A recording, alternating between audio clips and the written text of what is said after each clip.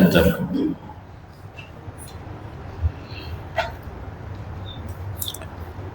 سورۃ الجمعہ مدنیہ۔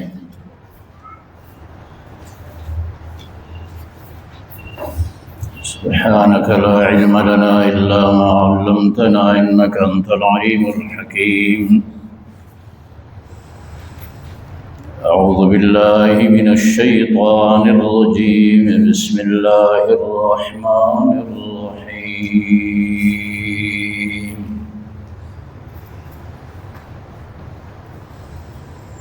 يسبح لله ما في السماوات وما في الأرض الملك القدوس العزيز الحكيم۔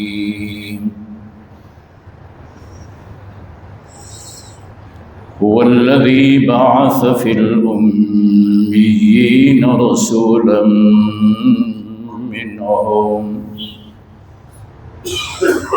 يتلو عليهم آياته ويزكيهم ويعلمهم الكتاب والحكمة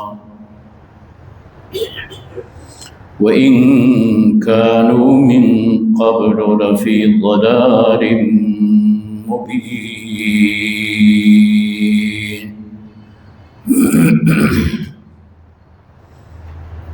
صدق الله وصدق رسوله النبي الكريم، ونحن على ذلك لمن الشاهدين والشاكرين، والحمد لله رب العالمين۔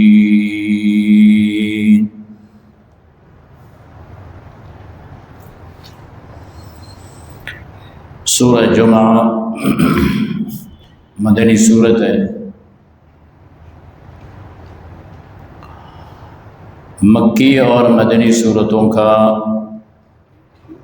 فرق آپ جانتے ہیں، یہ بار بار بات کہی گئی ہے۔ رسول کریم صلی اللہ علیہ وسلم کی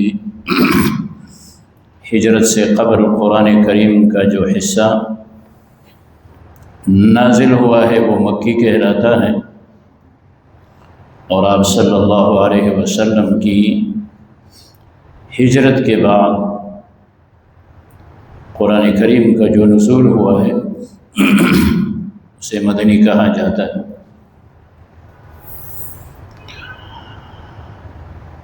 یسبح للہ ما فی السماوات وما فی الارض۔ سورۃ مقدسہ کا نام جمعہ ہے، جس میں آگے جمعے کا تذکرہ بھی آئے گا۔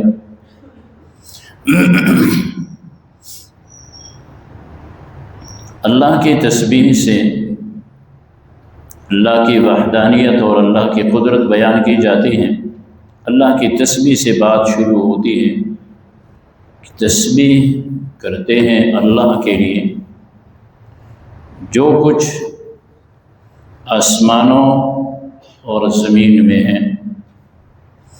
اس سے پہلے بھی اس طرح کی صورتیں گزری ہیں، سبح للہ ما فی السماوات وما فی الارض، اور اس کے بعد بھی صورت آئے گی یسبح للہ ما فی السماوات وما فی الارض۔ تو جہاں سبح للہ ما فی السماوات وما فی الارض یا یسبح للہ ما فی السماوات وما فی الارض، یہ مسبحات کہلاتی ہیں یہ صورتیں۔ اور پھر اس کو اہل علم اور طلباء جانتے ہیں، عام آدمی کی سمجھ میں نہیں آتا۔ وہ ماضی ہے اور یہاں پہ مضارع بیان کیا جاتا ہے۔ سبح للہ ما فی السماوات وما فی الارض یہ ماضی ہیں، اور یسبح للہ ما فی السماوات وما فی الارض اب یہ مضارع ہیں۔ ماضی میں جو ہے یقین کی طرف اشارہ ہے، یقین اس میں پایا جاتا ہے، اور مضارع کے اندر استمرار اور دوام کی طرف اشارہ ہے کہ اللہ کی تسبیح وہ یقینی اور دائمی ہے۔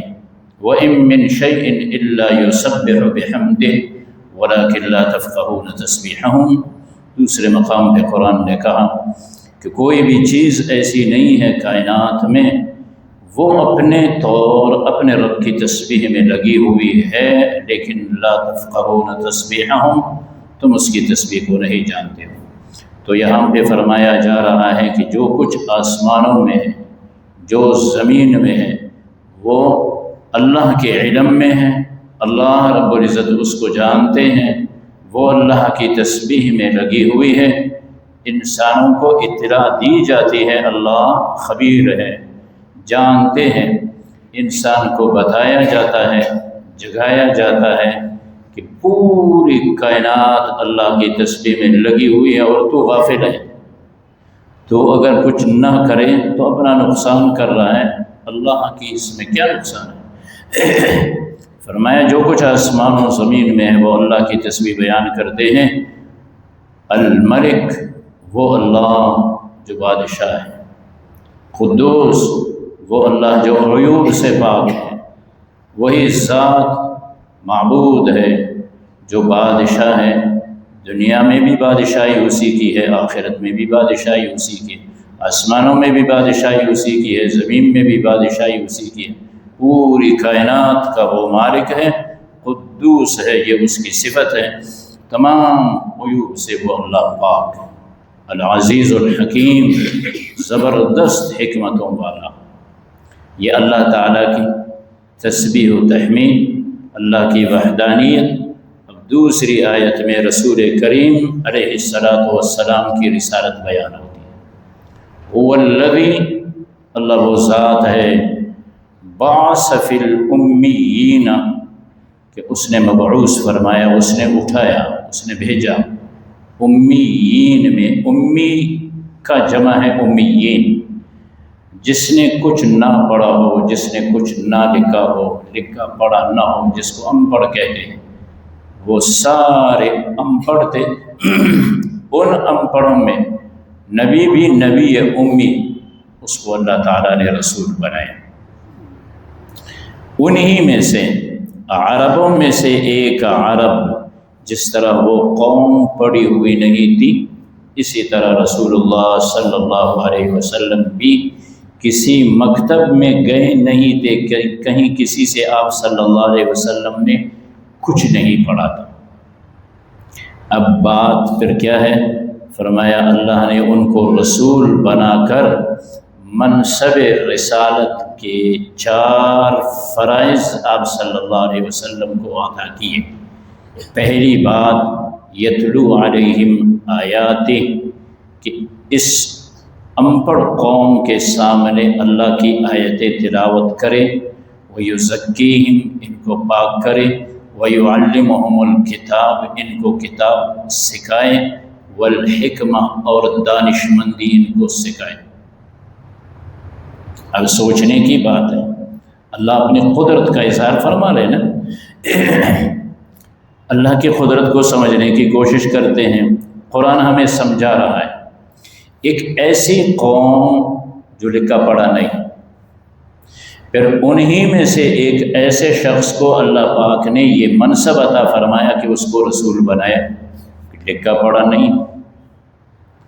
اب ایک لکھا پڑھا نہیں ہے، لیکن اس کی ذمہ داری اللہ یہ لگا رہے ہیں کہ آپ ان کو پڑھائیں۔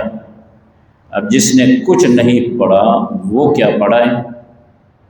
تو اللہ کی پھر قدرت ہے، اللہ نے آپ کو وہ علوم دیے کہ آپ نے ان کو پڑھایا، اور ان کے اندر پھر آپ صلی اللہ علیہ وسلم کی نبوت و رسالت کے طفیل وہ برکت آ گئی کہ وہ جب آپ کے شاگرد تھے، انہوں نے جب آپ سے علم سیکھا تو پھر انہوں نے قرآن و حدیث علم و حکمت و دانشمندی کو یوں سیکھا، آپ کے ایسے شاگرد بنے کہ انہوں نے دنیا پہ اپنا لوہا منوایا، آپ نے ان کو پڑھایا۔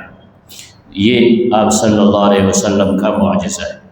تو 4 صفتیں رسول اللہ صلی اللہ علیہ وسلم کی بیان ہوتی ہیں۔ پہلی بات، یتلو علیہم آیاتہ، کہ اللہ کی آیتیں ان پہ تلاوت کرے۔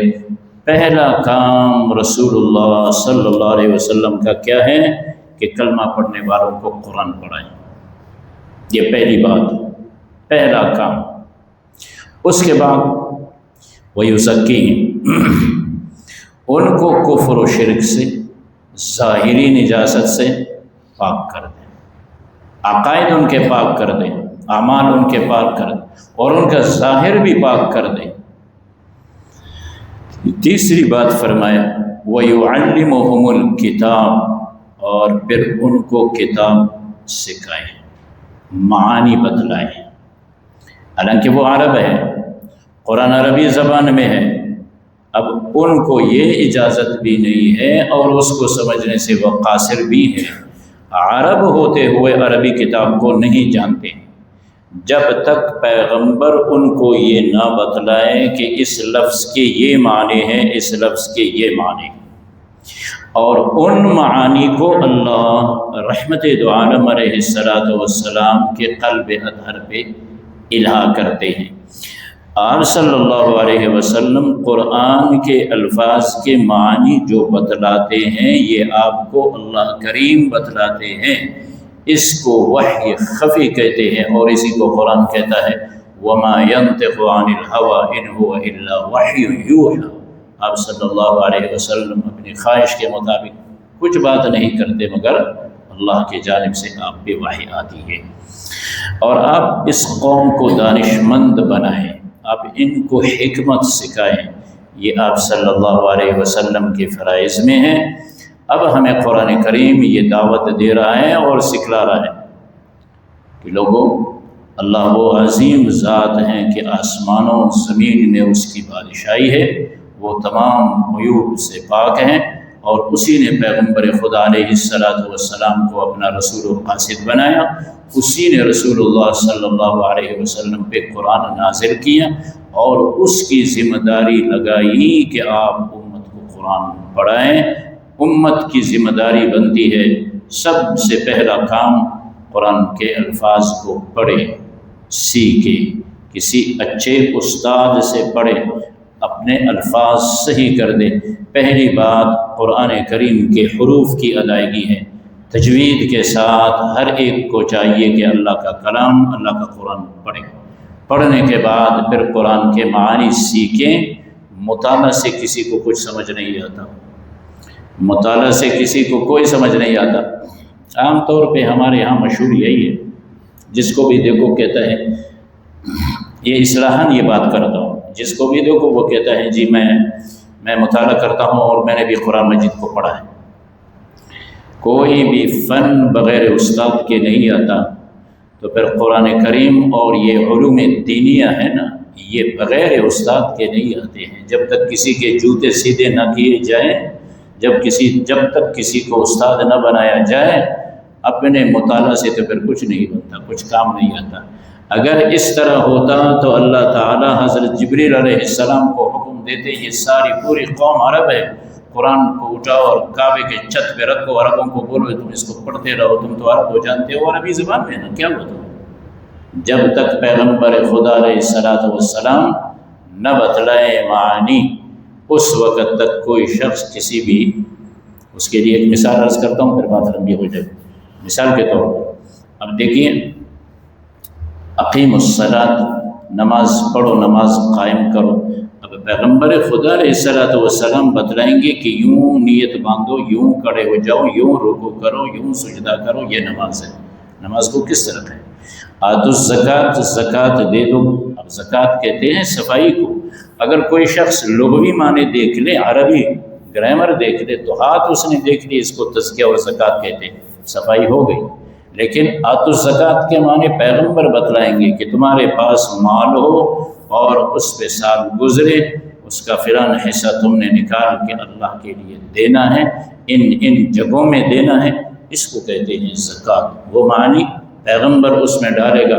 تو اس لیے آپ صلی اللہ علیہ وسلم کے منصب نبوت و رسالت کے ساتھ آپ کی جو صفت ہے، آپ کے لیے جو فرائض رکھی قرآن نے، وہ یہ 4 چیزیں ہیں۔ فرمایا اگرچہ اس سے پہلے یہ قوم راہ بولی ہوئی تھی، لیکن جب سے آمنہ کے در یتیم نے نبوت کا اعلان فرمایا، جب سے آپ پہ قرآن کا نزول ہوا، پھر یہی قوم رہنما بن گئے دنیا کے لیے اور قیامت تک آنے والے انسانوں کے لیے۔ چنانچہ ارشاد خداوندی ہے، اعوذ باللہ من الشیطان الرجیم، بسم اللہ الرحمن الرحیم یسبح للہ، تسبیح بیان کرتی ہے اللہ کے لیے، ما فی السماوات وما فی الارض، جو کچھ آسمانوں میں ہے اور جو زمین میں ہے وہ اللہ ان کی تسبیح سے واقف ہے، اپنے بندوں کو اطلاع دے رہے ہیں پوری کائنات میری تسبیح و تحمید میں لگی ہوئی ہے۔ الملک، وہ اللہ جس کی تسبیح کی جا رہی ہے وہ بادشاہ ہے۔ القدوس، وہ تمام عیوب سے پاک ہے۔ العزیز الحکیم، اور وہ زبردست حکمتوں والا ہے۔ هو الذی، اللہ وہ ذات ہے، بعث فی الامیین، جس نے بھیجا، جس نے اٹھایا، فی الامیین، امیوں میں، رسولا منہم، رسول انہی میں سے، وہ بھی لکھے پڑھے نہیں، رسول بھی لکھا پڑھا نہیں، وہ بھی عرب ہے، رسول بھی عرب ہے، انہی میں سے اللہ نے اپنے رسول کا انتخاب فرمایا۔ نبوت و رسالت عطا فرمانے کے بعد آپ صلی اللہ علیہ وسلم کی ذمہ داری لگائی، فرمایا یتلو علیہم آیاتی، کہ وہ تلاوت کرے ان پہ اللہ کی آیتوں کو، قرآن کے الفاظ انہیں پڑھائے، وَيُزَكِّيهِمْ، اور یہ قوم کفر و شرک میں مبتلا ہے، ان کی عقائد کی اصلاح کر لے، انہیں موحد بنائے، ظاہری پاکی بھی مراد ہے۔ وَيُعَلِّمُهُمُ الْكِتَابَ وَالْحِكْمَةَ، الفاظ قرآن پڑھانے کے بعد، عقیدہ درست کرنے کے بعد، پھر کتاب و حکمت کی انہیں تعلیم دے، کتاب کے معنی اور دانش مندی سکھائے۔ وَإِن كَانُوا مِن قَبْلُ، اگرچہ تھے یہی لوگ اس سے پہلے، یعنی قرآن کے اترنے سے پہلے، رحمت دو عالم علیہ السلام کے آنے سے پہلے، لفی ضلال مبین، کلی گمراہی میں راہ بھولے ہوئے تھے۔ اللہم